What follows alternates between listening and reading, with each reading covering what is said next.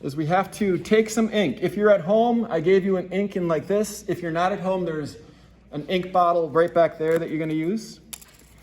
You're going to take a little of this ink, get it out, about that much, and there's a thing to put it on like this. And I'm basically just kind of smearing it across about the same width as this, roughly, you know. This is called a brayer.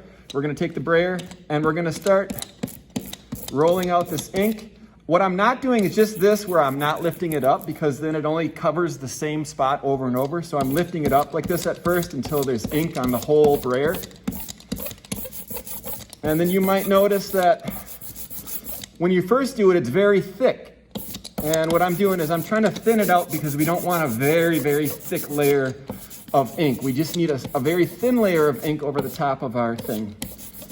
So you can't tell, but down at the bottom here, it's just a thinner layer of ink. You'll take this, and what you're going to do is just roll over it. And I'm just inking the whole thing as much as possible. Like that. Then you'll take your print. I have some practice paper back there. The first one you'll do is a practice print where you'll take this piece of paper, you'll kind of line it up so it's right in the center, put it over the top, take this little tool right here, which just kind of, if you don't have this and like you're at home or something, you can just use the back of a spoon or whatever, something soft. Make sure it's not dirty. And then you're just pressing down on it like a stamp.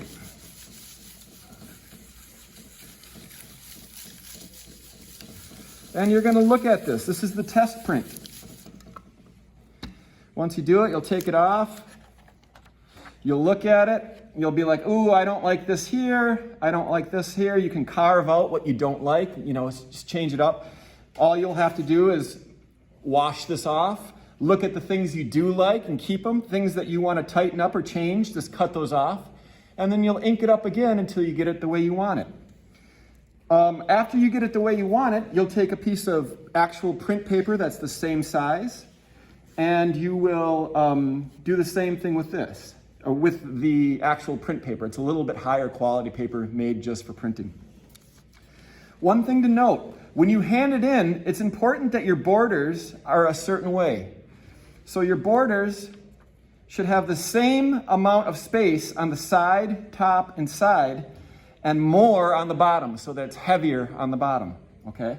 So how much is not important. The fact that it has to be the same on the side, top, and side here, and a little bit more at the bottom. So that's what I'm looking for. It should be nice and even.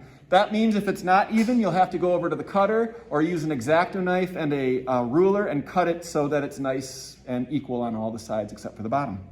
The last thing you'll do is you'll put your name here in pencil, and you'll just sign your name, and that's where the signature goes. After you're done with this, you'll walk it over to the back of the room where there's some clips, some laundry clips or whatever, drying clips, and clip it up so that it can dry. One thing, if you're doing, you need at least one good print to turn in. I would do 4 prints. These would be fun. You can take it home and give them to people. The nice thing about printing is that while you're printing it, you can make as many as you want with this. And it's called a numbered print. So if you made 4 of them, then you would put next to your name 1 of 4, 2 of 4, 3 of 4, 4 of 4. So everybody that's looking at your artwork knows how many prints there were in this series. Does that make sense?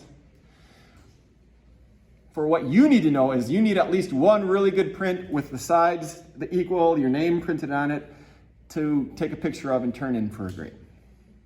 One last thing, if you're doing multiple prints, sometimes if you go over this over and over with ink, the ink starts to get too thick and it starts to go in and it starts to get more messy. Sometimes if it's just not printing well, you're going to have to stop, unfortunately, go over to the sink, wipe it all off so there's no ink on it, just kind of clean it, and then go over and do it again. That's just kind of the way it is.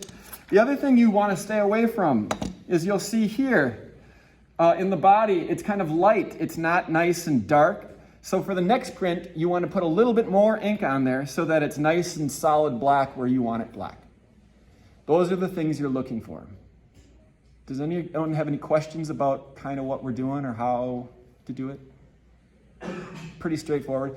And then the stuff, everything you'll need is back there in the back. Once you're done with it, you'll have to take it to the sink and then just wipe off the ink off of that blue plate. So that's what we're doing.